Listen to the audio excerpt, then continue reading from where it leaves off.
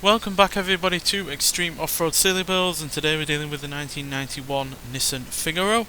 So this now has 798 horsepower, 603 pounds-feet of torque from a 3 litre twin-turbo charged inline-6 engine.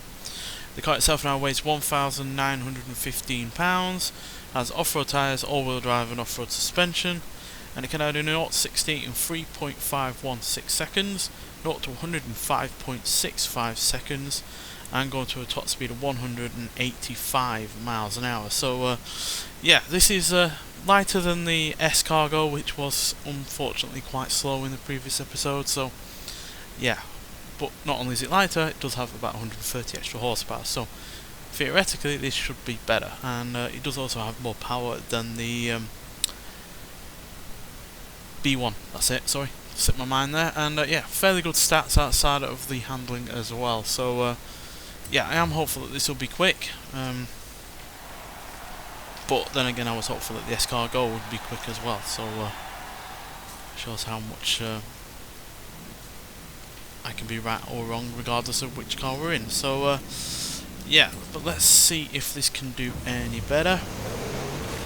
Now, even though it is more powerful than the S-Cargo, it is actually slightly heavier. I'm just flicking through my notes there, and yeah, it's slightly heavier by about 25 pounds, but we do have that extra power over the S-Cargo and the B1. The B1 was also significantly lighter than me, nearly 400 pounds less, so this is definitely heavier than either of those, but again, it does have more power. It's all about whether or not it can actually handle that power at the end of the day.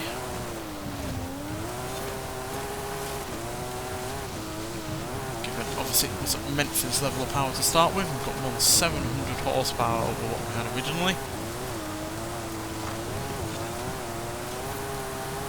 We are getting up to good rates of speed there, more than 170 miles an hour.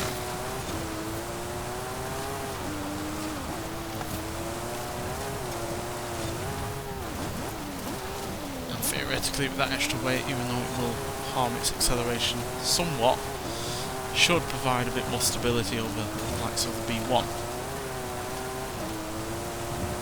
Which isn't to say that was an overly unstable car, but you know, the extra weight isn't going to really harm it in terms of stability, it will just benefit it. And another advantage of the extra weight is any, you know, road furniture or debris or anything like that won't slow the car down quite as much either. The extra weight gives you extra momentum to plough through such things.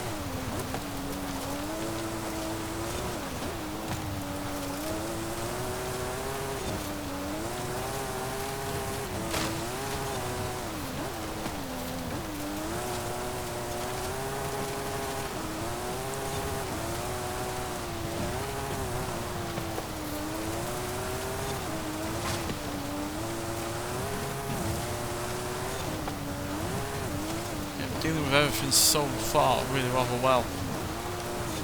On the lower side of things, handling stat is not really harming it too badly.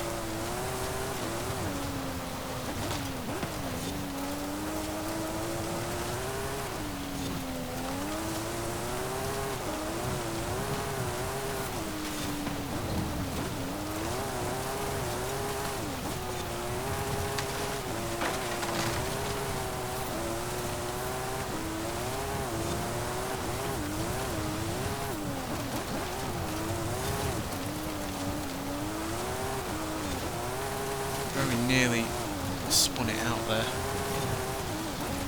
That's purely because it's got such a small wheelbase.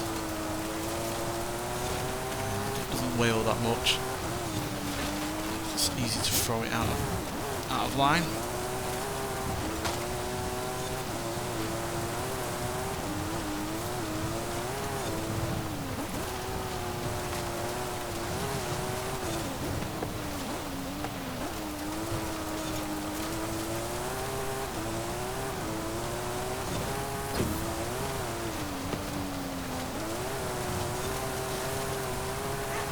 Very good for that last corner there, but we're still not going to be as quick as the B1.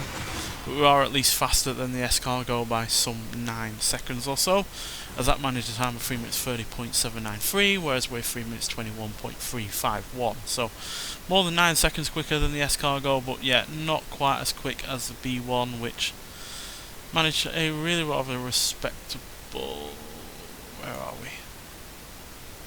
3 minutes 19.515, so we're just under 2 seconds behind that car, and there's many reasons why that could be. Maybe it just wasn't able to handle the power, maybe the extra power was just being completely thrown away, and therefore the extra weight really did hinder it, because more power, but that extra power not being able to be used means it's basically useless.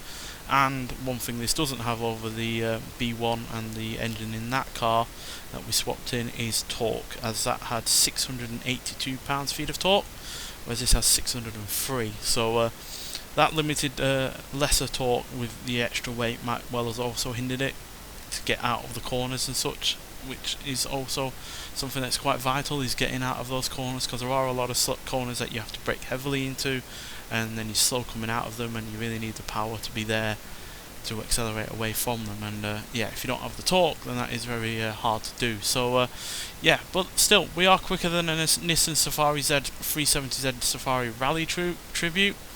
Also quicker than a Rivian R1S, a Jeep Gladiator Rubicon, Celine Sport Truck XR Black Label, a Volkswagen ID4, Lancia Delta HF Integrale Evo, and other off-road vehicles like the GMC Cyclone, GMC Typhoon, Jimco Hammerhead Class 1, and a Mercedes-Benz G63 AMG 6x6.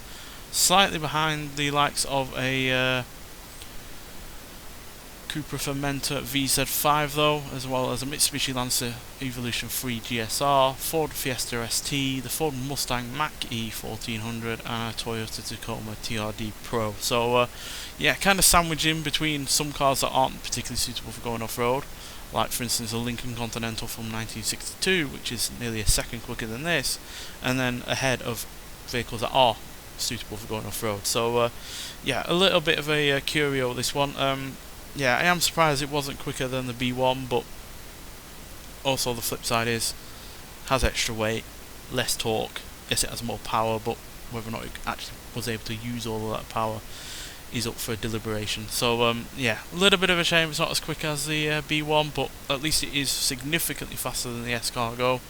So yeah, we've got one more of these Pike cars to look at with the POW, so that could go either way, quite frankly. So yeah, really looking forward to seeing what that can do.